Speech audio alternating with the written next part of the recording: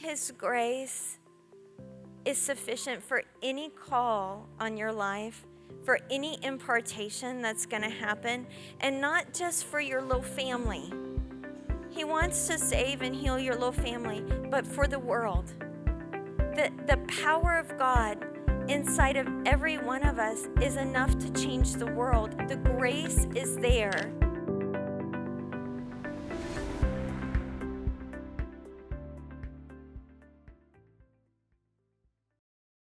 So this little girl, she is raw from the top of her diaper to her knees, because they change diapers twice a day, once in the morning, once in the afternoon or nighttime. No matter when they go potty, they change once a day. So the acid from the feces and the urine eats their skin away, especially the itty bitty ones.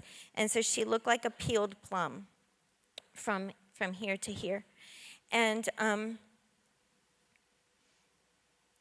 we didn't even know how to bathe her. You know, here we have our 3 kids. We have this other little guy that was brought to us. He seemed like he was dying. I mean, we're praying, we're fasting, we're praying, we're seeking God. We're doing everything we know how to do. We're tired. We're trying to homeschool our kids. It's crazy.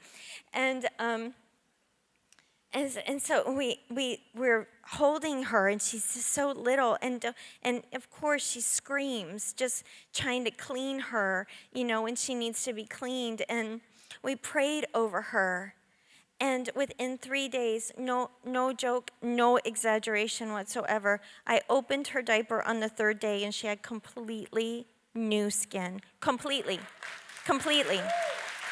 3 days, completely. And I mean, we couldn't believe it. I called Mike. We were looking at her diaper and, you know, rejoicing. It was, you know, a miracle. And it gave us so much faith because she had so many other things going on. But a couple of months after, 3 or 4 months after we got her, she was thriving. Seemed like she was doing amazing. And she got sick one day and just stopped eating, you know, one day. And you know when your kids don't eat, that, you know, something's going on. And so I said to Mike, something's going on. She won't drink her bottle. If she's not better tomorrow, we need to take her in. In China, they don't have, like, doctor's offices. You go to the hospital. So that night, she wouldn't eat. The next morning, she was just not looking well. So we called a friend of ours to take me to the hospital with Faith. Mike was staying home with the kids. And so I went to the hospital with this baby. And while I was in the taxi holding her, she stopped breathing.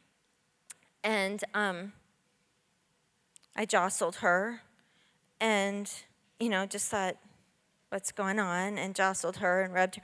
And I said to my friend, Danny, I don't think she's breathing. He was a medical student at the time. And he leaned forward in front of the taxi and he looked at her. And all I remember, I remember him screaming to the taxi driver, get there, the baby's dead. And we weren't close to the hospital. And so we're driving and praying in the Spirit.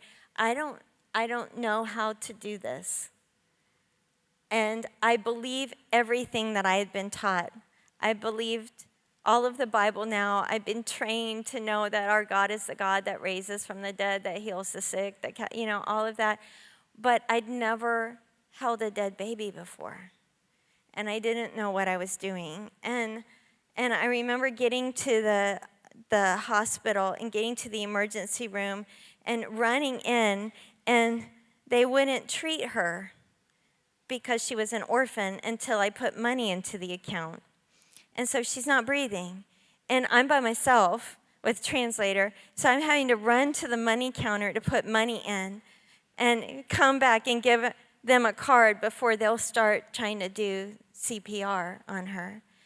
It just, you know, did this. She was so tiny, every bone in her chest broke.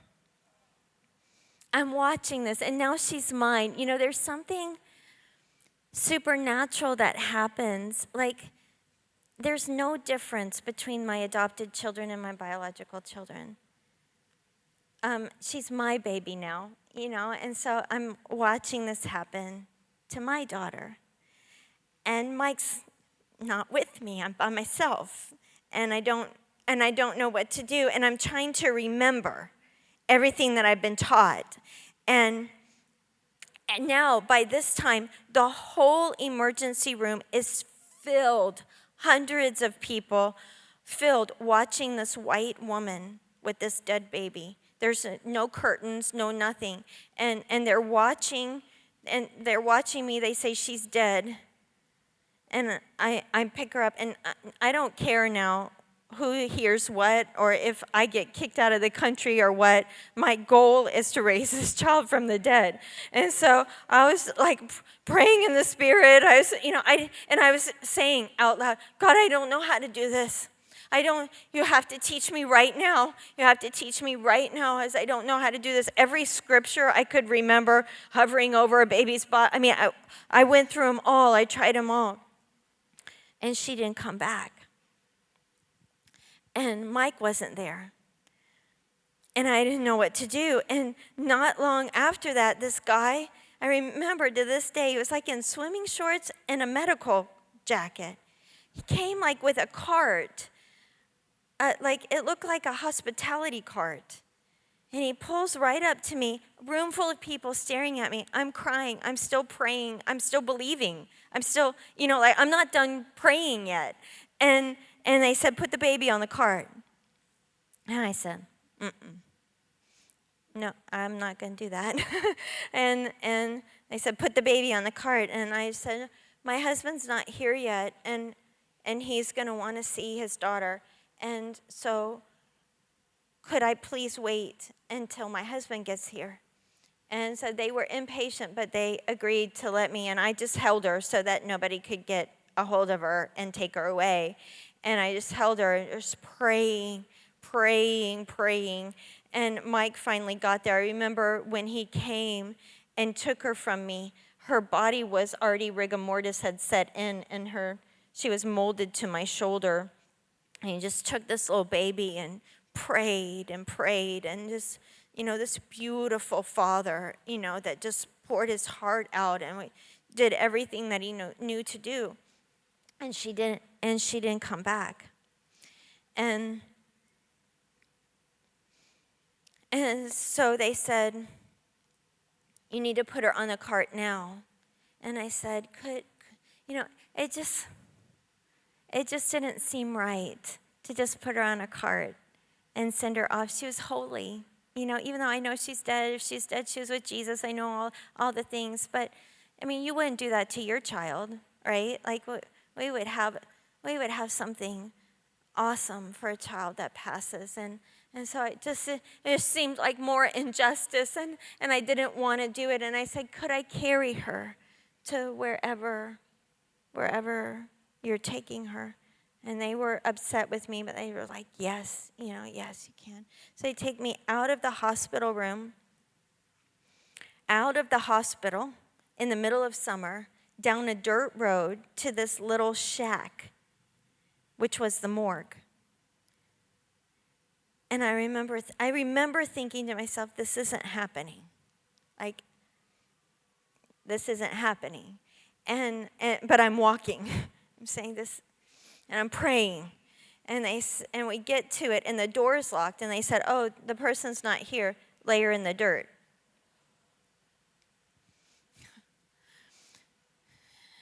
And I did not want to lay her in the dirt. I did not want to do that. And I'm asking God, what do I do? And he said, it's okay, Deena, lay her down. Said, I've got this. I don't understand that. But he was so with me. And left there and went home. And I remember the orphanage had told us there was a lot of political stuff that was going on between China and the United States at the time. And they said, if a baby ever dies in your home, not only will you never get another child, but any children that you have will be taken away from you. And so I'm going home and thinking, we have Caleb, this other baby. And are they going to take him away? And he was sicker than Faith. And is he going to die? And, kind of like these swirlies were going on in my head. And I was afraid. I felt afraid and confused. And I went in my house, and I didn't want to go in the bedroom where Faith had been. Her and Caleb shared a crib in Mike and I's room so that we could watch over them in the middle of the night. And I didn't want to go in there. It just was painful. It was painful. And I didn't want to hold Caleb, which was strange. But it was like there was fear. And I sat down in the rocking chair that Mike had bought us to rock the babies in.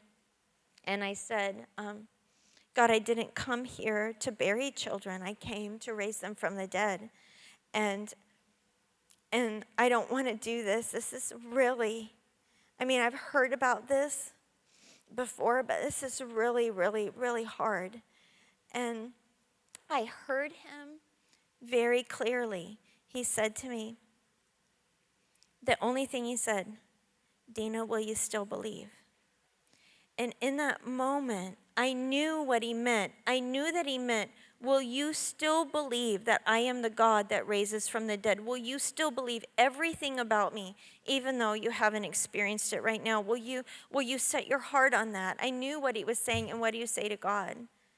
Just cried and said, of course I believe. Of course I believe. And I knew, as with everything, I needed to do word and deed. Like, there's something about saying and declaring, but there's something even more solidifying about putting in action with your words. And so I went into the room where Caleb was sleeping, and I picked him up, and I put him on my shoulder, and I said, I believe, I believe, I believe, I believe, I believe, I believe, I believe. And that's all I could pray. I believe, I believe.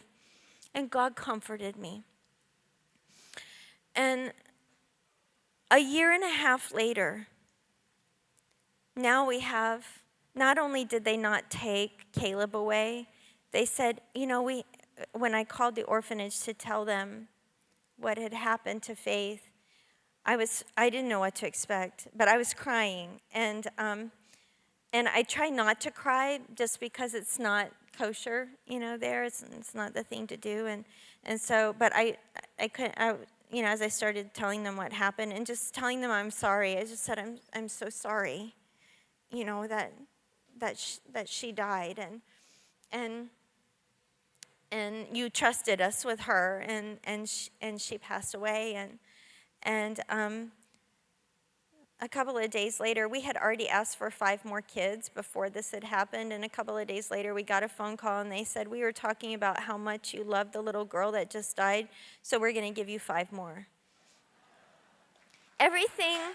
You know what I found, and I know that you guys know this, I know that you know it, and I know I'm not saying anything that you don't already know, but the enemy really tries to make us afraid of things that actually the opposite is already in motion. Like he tried to make me afraid that even the one was going to be taken, but the plan of God was already that there would be multiplication.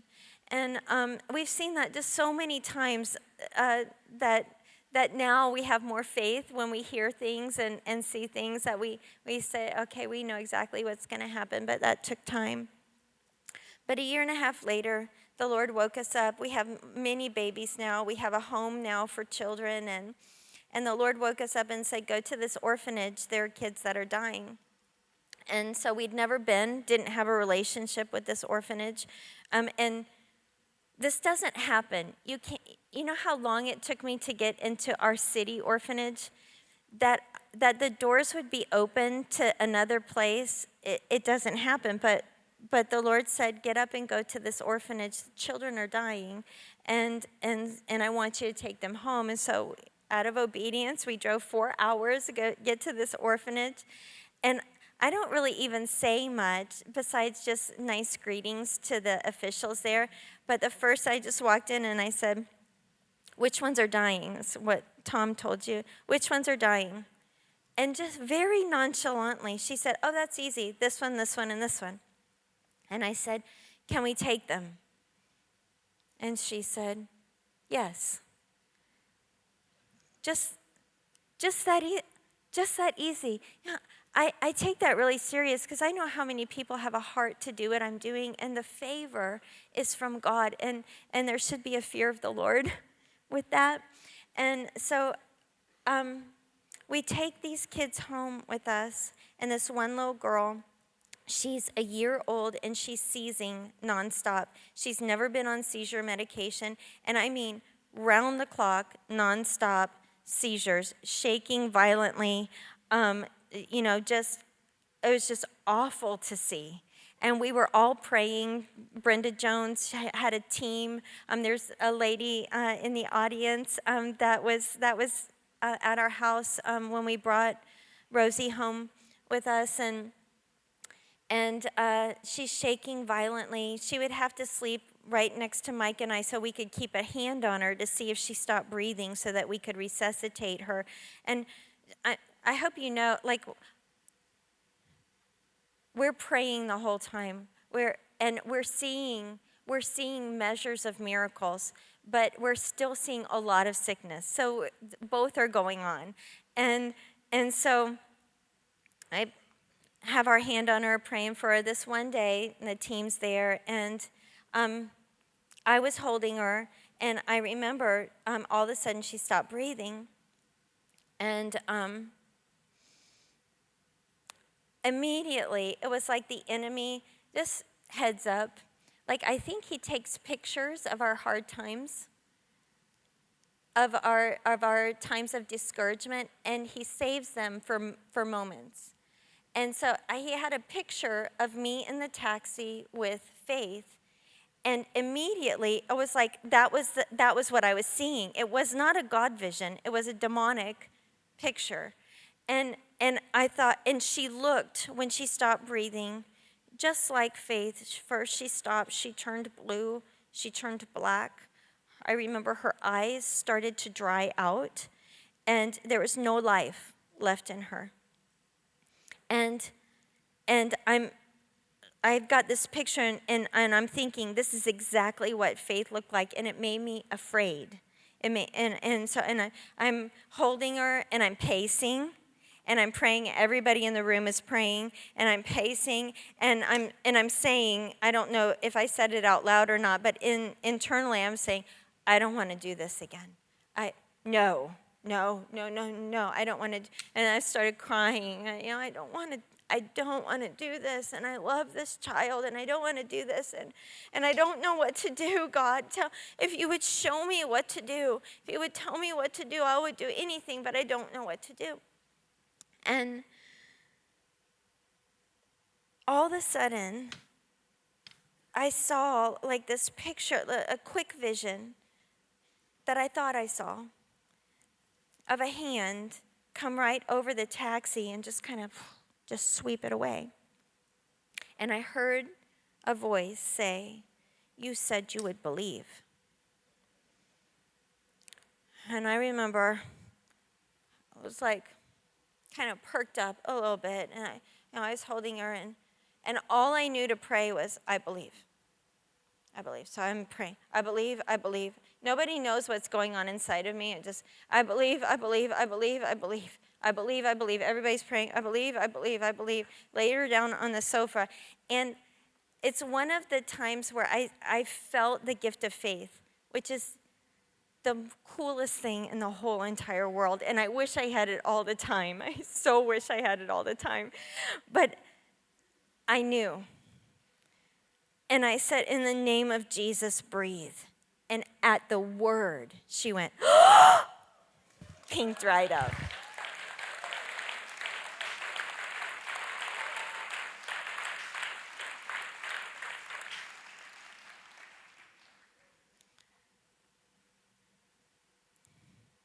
Since that time, and I don't know why, I feel like I'm supposed to share this with you, and I had all this other stuff, but since that time, I've held 29 babies, dead babies that didn't come back.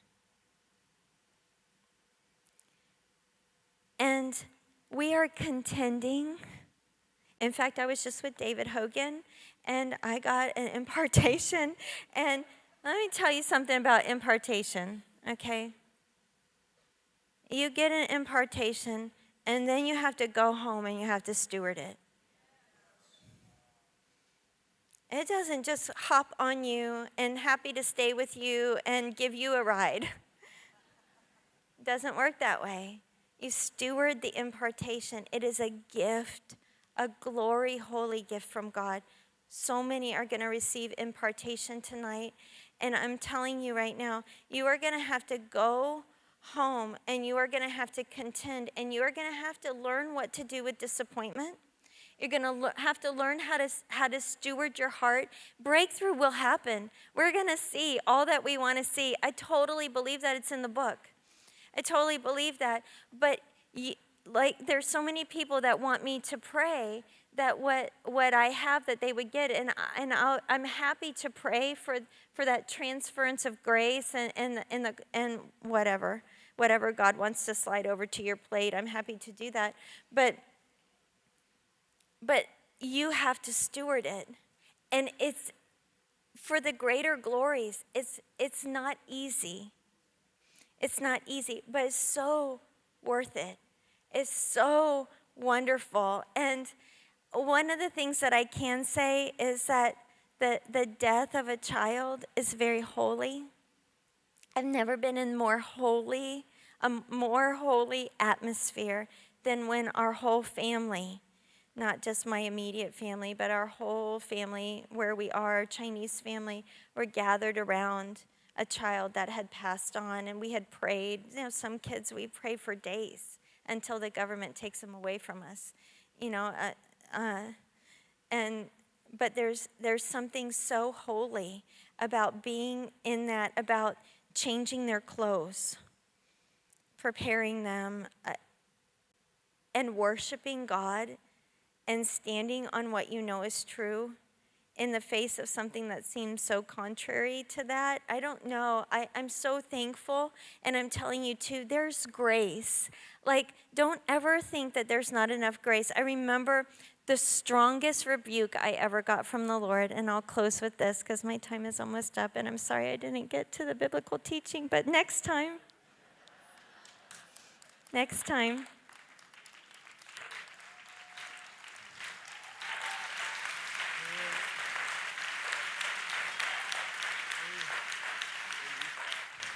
But I remember walking up my stairs. This was after years of being and doing what we're doing, and we were tired, like no sleep, and nobody at that time to help. You know, it's kind of like starting a business. You got to do all the work at first before you see.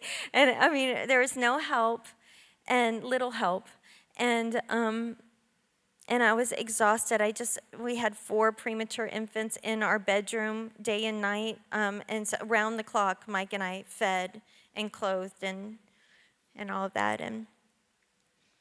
And I was walking up the stairs, and we don't have elevators. We have 5-story buildings, several multi-level buildings, and no elevators. So get my Stairmaster, it's good exercise.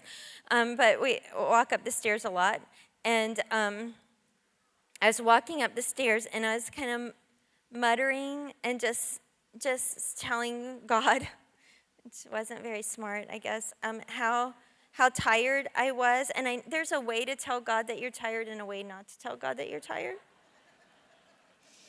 And I think this was obviously the way not to tell God that I was tired, but I started out just talking to him, but I shifted into complaining. And the mistake that I made was I said, God, and I was carrying a big load of laundry. And I said, I feel like there's no grace. And seriously, I got, it was one of the only times I can remember I felt the anger of the Lord. And I think it was because of the Holy Spirit. I don't know, but he said, don't you ever say that there's no grace. Do you think you could do anything without my grace? Do you think you could be climbing these stairs without my grace? Do you think you could got your head out of the bed this morning without my grace? Do you think you've done any of this? Silly one. Do you think you've done any of this? And I remember freezing on the stairs and just repenting and saying, I am so sorry. I knew that, but I forgot that. I knew that, but I forgot that. My point in that is saying His grace is sufficient for any call on your life, for any impartation that's going to happen, and not just for your little family. He wants to save and heal your little family, but for the world. The power of God inside of every one of us is enough to change the world. The grace is there, but it's a journey and walking it out. And it's little steps by little steps by little steps that take you into these incredible, amazing places. And I could, just tell you so many stories. I remember, not being a kid person and thinking, we were literally kids now in China, in a small village, in this hidden little village. Nobody knew what we were doing because of, because we were in China too. We weren't allowed to openly communicate and to even share our needs, our spiritual needs, and all of that. All of our phones were tapped, and there was all kinds of stuff going on with the government. And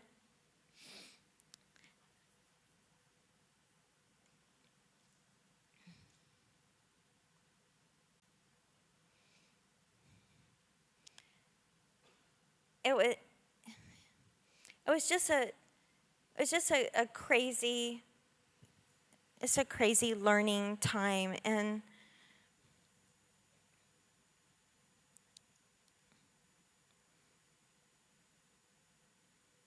I hope that that as I stand up here, that I would be an encouragement, because I'm so normal and just very average, in my natural giftings. I can't sing. I dance crazy. I AB student, not brilliant, just normal. But I've seen God, 24/7 babies, and think, what about the rest of the world, God? What about, my heart for the prostitutes? And what about our heart for the drug addicts? And what about our heart for the, all of that? And we're just 24/7 babies. And you know what started happening? Didn't take very long, but all of a sudden, the prostitutes started coming to our gates. And it's not that we didn't go out. We always go out. It wasn't that we didn't go out. We prayed on the streets for 4 years, prayer walked, prayed, contended, before we saw our first miracle and first healings with the prostitutes and the pimps and all of that. But as we were sitting there with the babies, college students started coming. 6,000 college students to our itty-bitty little village. Our itty-bitty little house in this itty-bitty village. Last year, 6,000 university students came. The government, people from Beijing on down, they said, we've heard about you for years. We've read about you. We had to come experience in person. Government officials coming to our house. Underground church, government church, homosexuals. All of these people now just coming to the Father's love. And we now, as we are faithful to take care of these kiddos, it wasn't the end. It was the beginning. I just feel like he really, really likes. He really, really likes it. He's really, really pleased, because he really, really loves justice when we take care of what's important to him. And one of the things that I just saw in the scriptures was time and time and time again. And next time, I have to give you the scriptures, but I was amazed at the times that God says, especially in the Old Testament, like all of the things that he had said that he wanted as far as the offerings that were being brought to him, the burnt offerings, all of those things. And he would say, you're bringing me these offerings. And he said, I hate your offerings. I hate your festivals. I hate your Sunday morning services. I hate your worship services. I hate all of these offerings you bring to me because you've neglected the orphan and widow. You've neglected justice. And he said, first, bring to me this, and then bring to me that. He's a just God. It's not right that there would be so much rejoicing when there's so much suffering that is just, kind of overlooked. And so I just really feel like what Lou Engle is speaking right now I feel like he is probably the most important man of God on the planet right now. I really do, and what he's doing. But he, what he's bringing in through a sacrificial life, and talking about Roe v. Wade, and talking about adoption, and saying the answer to Roe v. Wade is adoption. The answer is adoption. And just before I quit, I know that some people would say, well, I don't know that I feel called. There comes a time when there is crisis where it's not about calling, it's about doing what's right. It's not about calling. It's, like when what happened in Las Vegas happened, it wasn't like, oh, do I feel called? Everybody in the community gathered together. When there's crisis, it's not going to be fair. It's not going to be just. I shouldn't have as many children as I have.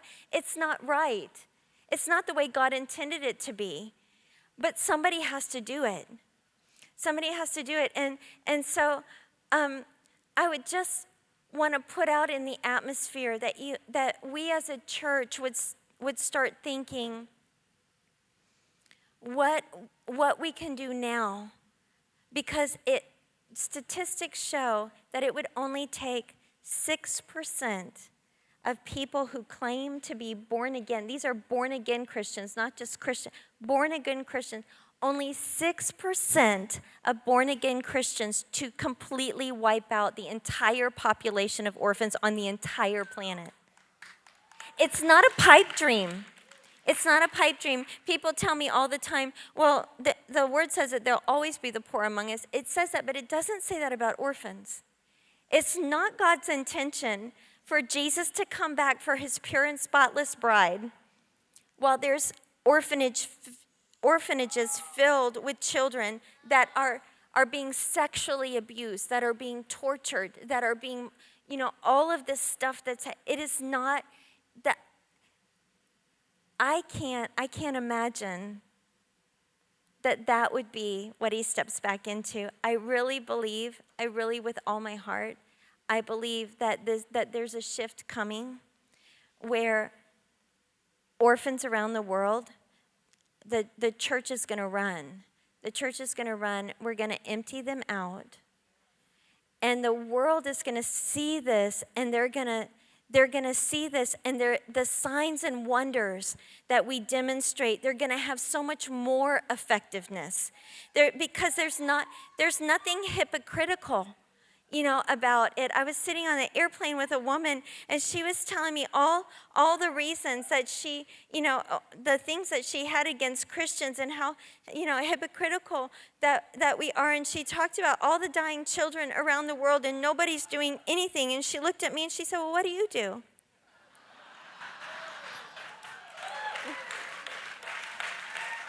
It's so perfect. And I watched her hard heart melt. I just watched her hard heart melt. And so I'm just saying, I would like to present to my mothers and fathers of the faith and to the church something to think about. Think about this, that it's more than do I feel called. But in the book of Titus, it says, Paul says, 3:14, I think, it says that we, the people of God, must learn how to meet the critical and pressing needs of our time so that we will not be unfruitful.